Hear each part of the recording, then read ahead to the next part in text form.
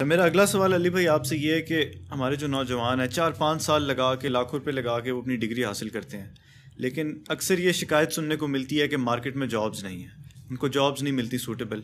تو اسی وجہ سے اکثر نوجوان یہ خواہش کرتے ہیں کہ وہ باہر کسی ملک جا کے ایک اپنا فیوچر سیکیور کرنے کے لیے جاب کریں یا پھر کام کریں اپنے ملک کو چھوڑ کے. تو دین اس کے بارے میں کیا کہتا ہے کہ کیا انسان کو اپنا ملک چھوڑ کے جانا چاہیے صرف پیسے کی خاطر؟ کیوں نہیں جانا چاہیے؟ دین نے تو کوئی ممانعت نہیں لگائی بھی، دینی پیشواؤں نے لگائی ہوئی ہے، اور وہ بھی صرف آپ کے اوپر، اپنے لیے نہیں ہے. آج تک کسی دینی پیشوا کے پاس کوئی پاؤنڈز دے آ کے یا ڈالرز دے، وہ نہیں پوچھتے کہ یہ تو باہر کی آپ کی کمائی ہے، باہر کے ملکوں میں جانا ہی حرام تھا. ان کے سارے خرچے باہر کے چندوں کے اوپر چل رہے ہیں. اور باہر والوں کو اگر آپ دیکھیں تو اتنا خرچہ کرتے ہیں. پاکستان سے جو نعت خوان علماء کو بلا کے کینیڈا میں، امریکہ میں، آسٹریلیا میں پروگرام کروا رہے ہیں، تو وہ کہاں سے انہوں نے وہ پیسہ لیا ہے؟ وہ کسی درخت سے وہ سونا توڑا ہے؟ نہیں، وہیں کے لوگوں کی کمائی ہے نا. اور وہی کمائی ان علماء کو دے کے روانہ بھی کرتے ہیں. ان کی کمائی تو ہو گئی حلال، اور جن بیچاروں نے محنت کر کے کمائی، ان کا ان ملکوں میں رہنا بھی حرام، ان کی کمائی بھی حرام. واہ، یہ کون سی لاجک ہے؟ تو میں تو یہ پریفر کرتا ہوں کہ پاکستان جن کرائسس سے گزر رہا ہے، جو لوگ باہر جا سکتے ہیں انہیں باہر جانا چاہیے. زیادہ تر ریمیٹنس آئیں. آج بھی ہمارا ملک ریمیٹنس کے اوپر ہی چل رہا ہے، چیریٹی کے اوپر چل رہا ہے. جو باہر سے کمانے والے لوگ یہاں بھیجتے ہیں اور یہاں کے لوگ اپنے باقی غریب لوگوں کے اوپر خرچہ کرتے ہیں. تو باہر کے ملکوں میں جائیں. اسلام کو کوئی سے تکلیف نہیں ہے. اسلام کہتا ہے کہ آپ دنیا میں جہاں کہیں بھی ہیں نا، آپ اللہ کو اپنے سامنے پائیں گے. آپ اسلام کے مطابق اپنی زندگی گزاریں. اسلام کے مطابق یہ زندگی نہیں ہے کہ آپ کسی ایسے ملک میں رہ رہے ہیں کہ جہاں مغرب کا وقت ہو تو 50 اذانوں کی آواز آنا شروع ہو جائے اور 50 بندے بھی نماز پڑھنے والے نہ ہوں. اور وہ جگہ بھی ہیں جہاں ایک مسجد کی آواز بھی نہیں آتی اور 500 بندے نماز پڑھنے والے ہوتے ہیں. اور کوئی کسی کو یہ نہیں دیکھتا کہ یہ رفع الیدین سے نماز پڑھ رہا ہے، میں بغیر رفع الیدین کے پڑھ رہا ہوں. اس نے ہاتھ اوپر باندھے ہوئے ہیں، میں نے نیچے باندھے ہیں، یا ہاتھ چھوڑے ہوئے ہیں. لیکن پاکستان میں تو یہ عذاب بنا ہوا ہے. تو میں تو اس رزلٹ میں پہنچوں کہ یہاں بھی جن کی لائف ورنریبل ہوتی ہے نا، وہ بھی یورپ اور امریکہ میں زیادہ بہتر زندگی اسلام کے مطابق گزار رہے ہیں. رہ گیا گورنمنٹ لیول کے اوپر اسلامی نظام، تو وہ نہ یہاں پہ ہے، نہ سعودیہ میں ہے، نہ ایران میں ہے، نہ یورپ اور امریکہ کے اندر ہے. اور وہ چند ایک چیزوں کا نام ہے. باقی اگر آپ دقت نظر سے دیکھیں تو ان کی حکومتیں ہم سے زیادہ اسلامک ہے. کم از کم سچ تو ہے نا. بجلی کا میٹر لگانے کے لیے رشوت تو نہیں نہ دینی پڑتی. کاروبار میں آپ فلرش کر سکتے ہیں. آپ کے ساتھ امتیازی سلوک نہیں ہوتا کہ آپ سب کانٹیننٹ کے رہنے والے ہیں اور ہم یورپ کے رہنے والے ہیں. اس طرح کی کوئی چیز نہیں ہوتی. آپ دیکھیں دنیا میں کتنے پاکستانی اتنے امیر ہیں دوسرے ملکوں کے اندر، جاپان میں، یو کے میں، امریکہ میں. یہاں سے جا کے انہوں نے ترقی کی ہے. لیکن یہاں تو آپ سوچ نہیں سکتے، لسانیت کی بنیاد کے اوپر، فرقوں کی بنیاد کے اوپر ایک دوسرے سے لوگ نفرت کرتے ہیں. یہاں تو حالات بہت خراب ہو چکے ہیں.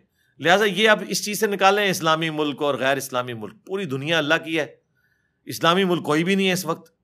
اور اگر اسلامی ملک سے مراد آپ یہ کہہ رہے ہیں کہ اسلام کے مطابق زندگی گزاریں، تو میرا خیال ہے یورپ اور امریکہ زیادہ اسلامی ملک ہے اس اعتبار. ظاہر ہے جی، برائی کے سارے مواقع جو وہاں پہ ہیں یہاں پہ بھی اویلیبل ہیں. جنہوں نے کرنی ہے انہوں نے یہاں بھی کرنی ہے. آپ کے جاننے والوں میں جتنے لوگ ویڈیو دیکھ رہے ہیں ان سے پوچھیں، جتنے لوگ یورپ اور امریکہ میں گئے ہیں وہ ریلیجن کے زیادہ قریب ہو گئے ہیں. یہاں پوری زندگی ان کے آباء و اجداد نے بھی کبھی قرآن نہیں پڑھا تھا، وہاں جا کے قرآن پڑھتے ہیں کیونکہ دوسرے مذہب کے ساتھ انٹریکشن ہوتا ہے، وہ اپنے مذہب کو سیکھنے کی کوشش کرتے ہیں. ہماری اس اکیڈمی میں جتنے لوگ آتے ہیں، اب تو ہمارے جیلم شہر سے اتنے لوگ آنا شروع ہو گئے، لیکن وہ پتہ چلتا ہے کہ کوئی باہر رشتہ دار تھا، اس نے دیکھنا شروع کیا، انہوں نے ان کو زور لگایا اور یہ ادھر آئے. ادھر والے جو ہے وہ چراغ تلے اندھیرا، کیونکہ مذہب کو سیریس نہیں لے رہے. وہ کہہ رہے ہیں جو کچھ بھی ہے تیرے محبوب کی امت سے. پاکستان کا مطلب انہوں نے یہ سمجھا ہوا ہے کہ یہ پاکستان جو ہے یہ ریاست مدینہ ہے، اس میں جو پیدا ہو گیا وہ جنتی ہے، اور جو یورپ امریکہ چلا گیا وہ جہنمی ہو گیا. چاہے وہاں آ کے نمازیں بھی پڑھے، وہ دیندار بھی ہو جائے، اور یہاں چاہے ہم رہ کے بے دین بھی ہوں. تو دین کا تعلق ان علاقوں کے ساتھ نہیں ہے. اور یہ جو کہتے ہیں نا جی غیر مسلم ملکوں میں جانے سے منع کیا گیا ہے، وہ اس صورت میں جب آپ اپنے دین کو بچا نہ سکیں. ہجرت تو حضرت ابراہیم علیہ السلام نے بھی کی ہے. دین بچانے کے لیے اپنی معیشت کی خاطر بھی آپ کر سکتے ہیں. سیرو فی الارض آپ کا رائٹ ہے، آپ ضرور کریں. نبی علیہ السلام کی تجارت نہیں کرتے رہے، دوسرے علاقوں میں جا کے بھی تجارت کی ہے آپ نے. اسلام صرف مکہ مدینے کے رہنے کا نام تو نہیں ہے. دنیا میں جہاں کہیں آپ جائیں، اس وقت تو جتنے آپ کے بڑے بڑے اسکالرز ہیں یورپ امریکہ کے اندر بیٹھے ہوئے ہیں, یہاں سے مسلمانوں کے شر سے جان بچا کے وہاں بیٹھ کے دین کا کام کر رہے ہیں. یہاں جو بیٹھے ہوئے ہیں نا, وہ بھی آپ نہ سمجھے کہ وہ بڑے خوش ہیں, انہوں نے بھی 10 باڈی گارڈ رکھے ہوئے ہیں, ہاں, اور ان کے خرچے اٹھاتے ہیں, ہر وقت ان کو بھی دھڑکا لگا رہتا ہے, یہ اسلامی ملک کا حال ہے. ٹھیک ہے, یہاں پہ وہ باڈی گارڈز کے ساتھ چلتے ہیں, وہاں آپ فٹ پاتھ پہ بھی چلیں آپ کو کوئی خطرہ نہیں ہے. تو مجھے پتا ہے اسلامی نظام کہاں ہے. اسلام کا مطلب امن قائم ہونا ہے نا, اسلام کا مطلب ہی پیس ہے نا.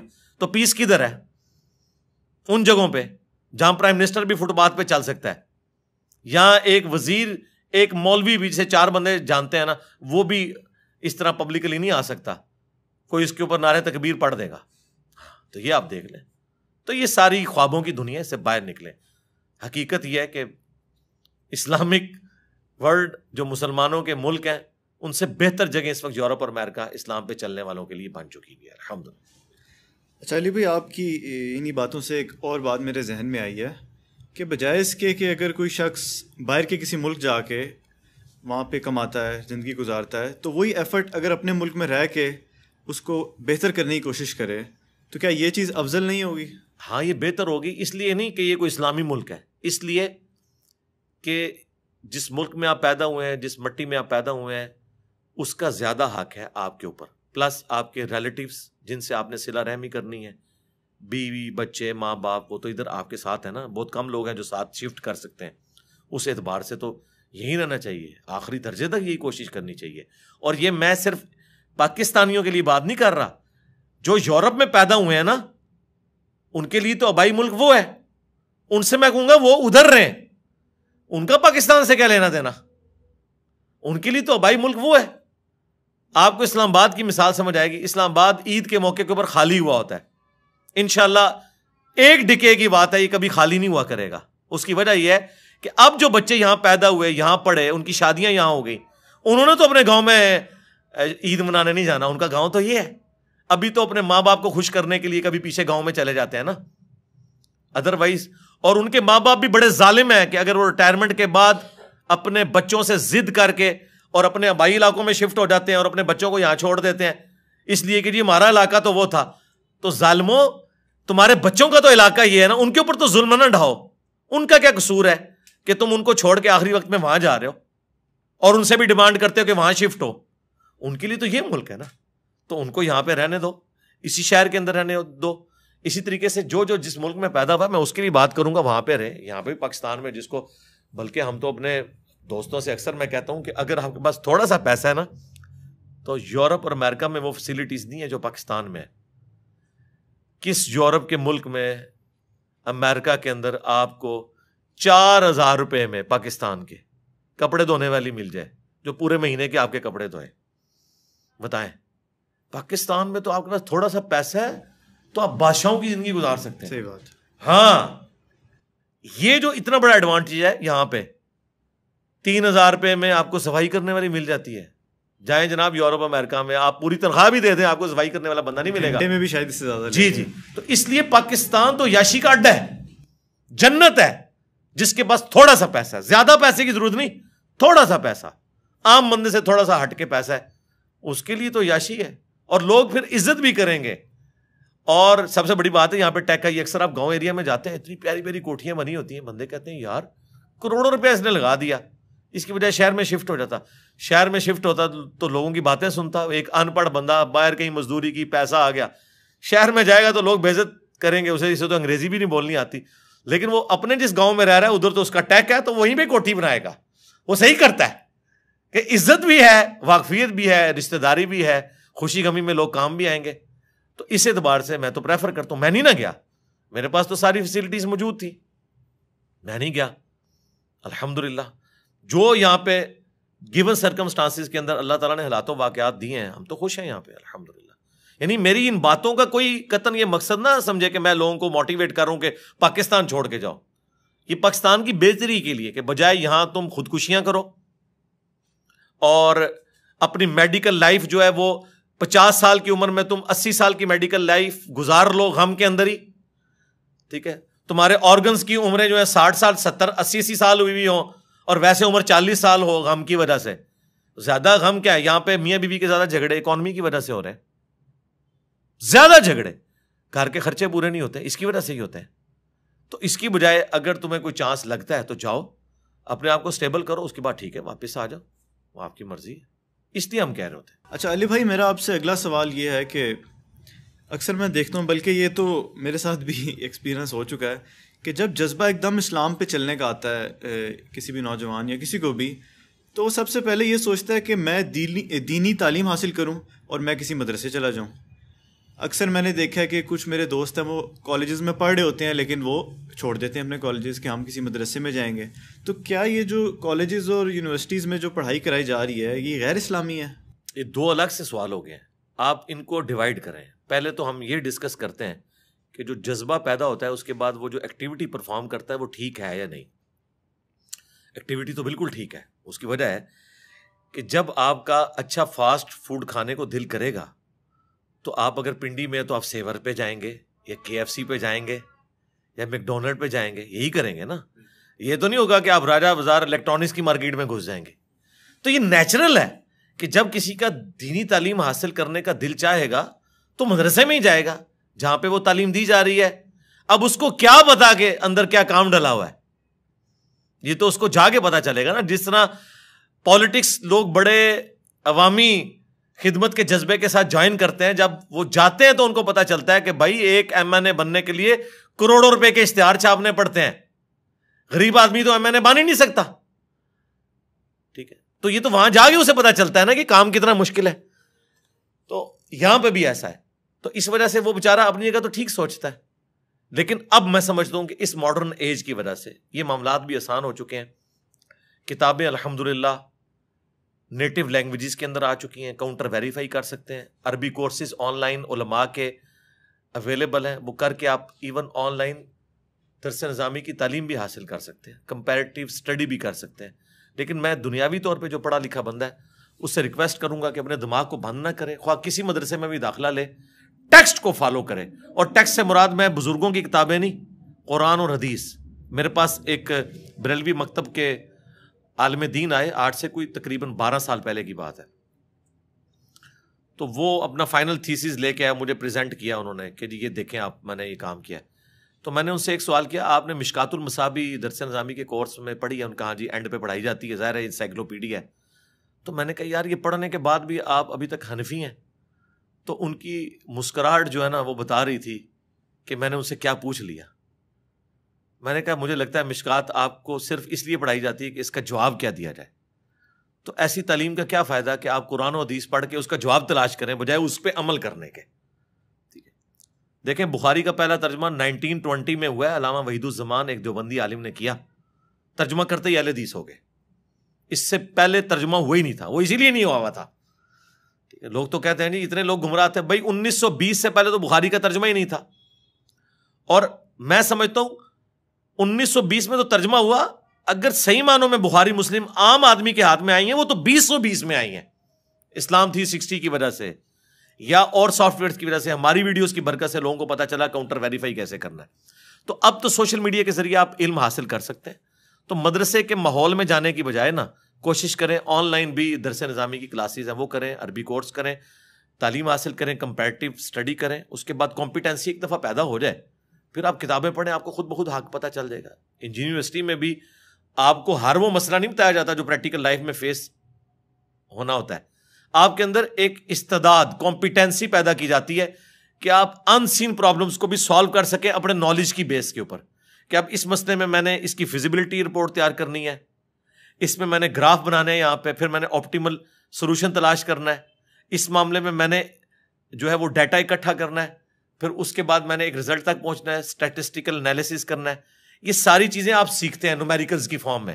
پریکٹیکل لائف میں تو کوئی نیا مسئلہ ہی آئے گا, اس میں 4 باتیں آپ نے جو سیکھی ہوئی ہیں وہ کام آئیں گی, 4 کسی بڑوں سے مشورہ کر کے آئیں گی. اس طریقے سے آپ دینی تعلیم میں بھی یہ کریں. تو آج کل تو دینی تعلیم حاصل کرنا بڑا آسان ہے الحمدللہ. پھر بھی مدرسے میں جانا ہے ضرور جائیں, دماغ بند نہ کریں. جس مدرسے میں جانا ہے آپ جائیں, کتابوں کو فالو کریں, اور کتابوں سے مراد میں قرآن و سنت کہہ رہا ہوں. ہاں, شعر و شاعری کی کتابیں نہیں, بزرگوں کی لکھا بھی فقہ کی کتابیں نہیں, وہ پڑھیں ضرور مزے کے لیے, میمز بنانے کے لیے, لیکن دین کے لیے ان کو کہ مجھے قرآن پڑھاؤ پورا, بخاری پڑھاؤ, مسلم پڑھاؤ, جو اہل سنت کی مین اسٹریم کی کتابیں ہیں. اب آ جائیں آپ دوسرے پورشن کی طرف. وہ کیا تھا اس کے ساتھ جو جڑا ہوا وہ تھا کہ کیا یونیورسٹی کالجز کی جو پڑھائی ہے کیا یہ غیر اسلامی ہے؟ نہیں، کوئی غیر اسلامی نہیں. اب تو کوئی بھی اسے غیر اسلامی نہیں کہتا. اب تو علماء اپنے لیے فخر محسوس کرتے ہیں کہ اتنے انجینئرز میرے اسٹوڈنٹس ہیں, اتنے ڈاکٹرز میرے اسٹوڈنٹ ہیں. کل تک تو ان کو نظر ہی نہیں آتے تھے یہ لوگ, تو اب تو فخریہ بتاتے ہیں. اگر کبھی یونیورسٹی میں ان کا لیکچر رکھوا دیں تو وہ تو 50 بندوں کو بتاتے پھرتے ہیں, اپنے لیے آنر فیل کرتے ہیں. ایک شلوار قمیض میں ایک سادہ سا بندہ جا کے سوال کرے اس کو اور طریقے سے ٹریٹ کرتے ہیں. ایک بندہ پینٹ شرٹ میں بہترین تیار ہو کے آئے تو کہتے ہیں ایک پڑھا لکھا بندہ آیا تھا. مروب تو ہوئے ہوئے ہیں علماء ان سے, نہ مانے اندر سے تو مروب ہوئے ہوئے ہیں. آپ دیکھیں ایٹیچیوڈ کا فرق ہو جاتا ہے. کہتے ہیں پڑھا لکھا ہے, اور وہی پڑھا لکھا بندہ اگر کرتا شلوار پہن کے میرے جیسا بغیر استری کے آ جائے تو وہ اس کی طرف کجروی کے ساتھ دیکھیں گے, چاہے وہ پڑھا لکھا بھی ہو. تو مروب تو یہ بھی ہوئے ہوئے ہیں. دنیاوی تعلیم, یہ تو ہم اس کو ڈیفائن کر رہے ہیں دنیاوی یا دینی. دونوں تعلیم جو ہیں وہ اللہ ہی کے علوم ہے. فزیکل فینومینا آف نیچر کا علم کیا قرآن کی 1000 آیات سائنٹیفک فیکٹس کے اوپر نہیں ہے؟ فزیکل فینومینا آف نیچر کے اوپر. تو سائنس کا علم تو خدا کا علم ہے نا, خدا کا ہی تعارف ہے نا سائنس کے ذریعے. The knowledge obtained through observations and experiments is known as science. یہ سائنس کی ڈیفینیشن ہے. آپ آبزرو جو کرتے ہیں اور ایکسپیریمنٹ کرتے ہیں اس سے جو علم حاصل. تو آبزرو کیا کر رہے ہیں؟ تو قرآن بھی تو یہ کہہ رہا ہے افلا ينظرون الى الابل كيف خلقت. کیا تم نے آبزرو نہیں کیا ہم نے اونٹ کو کیسا بنایا, پہاڑوں کو کیسی اٹھان دی, آسمان کو کیسا بنایا, زمین کو کیسا بچھونا بنایا.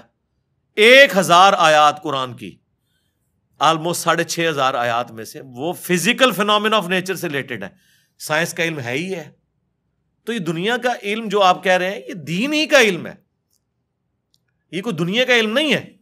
حضرت آدم علیہ السلام کو قرآن کہتا ہے کہ ہم نے چیزوں کے نام سکھا دیے تھے. یہ تو نہیں کہتا کہ بتا دیے تھے کہ اللہ تعالیٰ کے نام کے 3 دفعہ پڑھنے ہیں تو یہ ثواب ہوگا. ہر چیز کا نام سکھا دیا تھا. پوٹینشلی وہ ان کے دماغ میں وہ درخت بو دیا گیا تھا جو آج اتنا بڑا ہو چکا ہے کہ انسان نے ایسے جہاز بنا لیے ہیں جو 500-600 مسافروں کو لے کے 8000 کلومیٹر تک بغیر ریفیولنگ کے اڑ سکتے ہیں. اور اڑتے نہیں, صرف لینڈ بھی کرتے ہیں.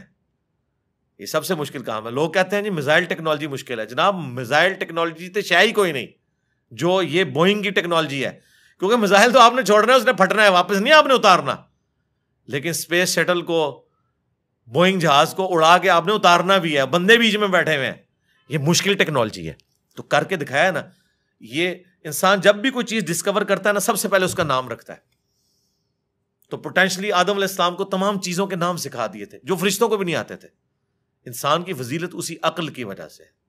تو یہ کوئی دنیا کا علم نہیں ہے, یہ اللہ تعالی کا فعل ہے. یہ کائنات ہے کہ نہیں؟ قرآن اللہ کا کلام ہے اور کائنات اللہ کا فعل ہے. اللہ نے بنائی ہے نا, کریٹر نے. اللہ کے فعل کا علم حاصل کرنا یہ دنیا داری کیسے ہو گئی؟ یہ دنیا داری اس صورت میں ہوگی جب اس کے بعد آپ خدا کو نہ پہچانے. وہ تو سر قرآن پڑھ کے بھی اگر آپ نے خدا کو نہیں پہچانا اور قرآن بیچنے کا ذریعہ اور چندے کمانے کا ذریعہ بنایا تو آپ سے ایک فزکس کا پروفیسر بہتر ہے. کم از کم اس نے خدا کی کتاب کو تو نہیں بیچا اپنے ذاتی فتووں کی خاطر. یہ تو بعد کے اعمال بتاتے ہیں کہ آپ اس میں سے نکال رہے ہیں.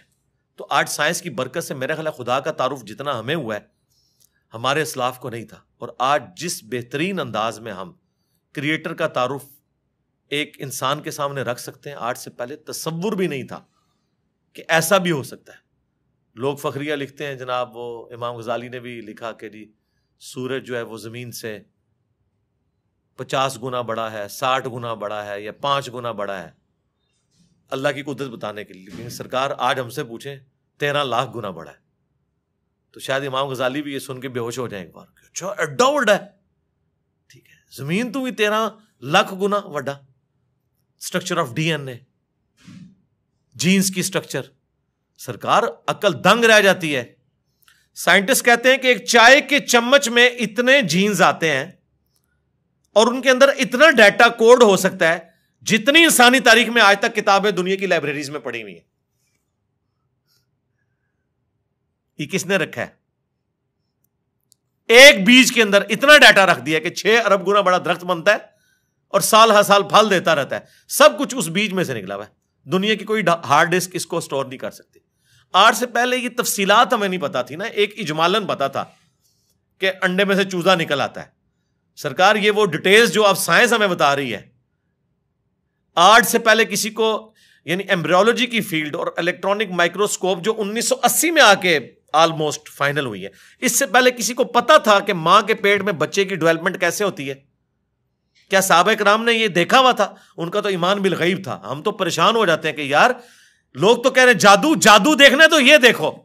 کبھی نیشنل جغرافک یا ڈسکوری چینل کے اوپر جب وہ فاسٹ کر کے موویز چلاتے ہیں کہ ایک بیج پھوٹتا ہے, اس میں سے کونپل نکلتی ہے, پھر بنتے بنتے درخت بن جاتا ہے یا پھول, وہ جادو ہو رہا ہوتا ہے. انڈے میں سے چوزا نکلنا چاہیے. اصل جادو یہ ہو رہے ہیں جو عقل دنگ ہے, لیکن ہم ان معجزات کے عادی ہو چکے ہیں. تو آج خدا کا تعارف میرا خیال ہے سائنس کی برکت سے الحمدللہ بہتر طریقے سے ہم اپنی ینگ جنریشن کو خدا کا تعارف کروا سکتے ہیں. اور اس سے بڑھ کر سائنس کی برکت سے آج دین اتنا آسان ہے کہ اگر کاتب کے لکھنے پہ قرآن ہوتا, آج دنیا کے ہر مسلمان کے پاس قرآن نہ ہوتا. اگر پرنٹنگ پریس نہ ہوتا, یہ بخاری مسلم یہاں نہ پڑی ہوئی ہوتی. اگر کاتب ہی لکھ رہے ہوتے, اگر موچی جوتیاں بنا رہے ہوتے نا, تو آج آدھی دنیا ننگے پاؤں ہوتی جتنی دنیا کی آبادی ہو چکی ہے.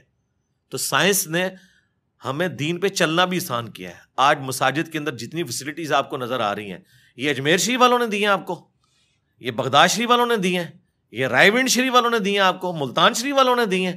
نہیں سرکار, یہ سائنس نے آپ کو دی ہیں. تو ہمیں تو سائنس کو گلے سے لگانا چاہیے تھا کہ اس نے ریلیجن پہ چلنا سا. یہ جو میں اور آپ بیٹھ کے بات کر رہے ہیں, آپ 1 روپیہ بھی خرچ نہیں کریں گے اور دنیا کے سارے بر اعظموں میں آپ کی ویڈیو پہنچ جائے گی. اگر آپ کو کوئی ٹی وی چینل انٹرنیشنل خریدنا پڑ جائے, آپ کی نسلیں بھی پیسہ جوڑیں تو نہیں خرید سکتی. یوٹیوب نے آپ کو فری دے دیا, الٹا آپ کو مونیٹائزیشن کے وہ پیسے بھی دیتا ہے اپلوڈ کرنے کے. سرکار یہ سائنس کی برکت سے سب کچھ ہوا ہے نا. تو احسان فراموش نہ بنے, سائنس نے آپ کو بہت کچھ دیا ہے.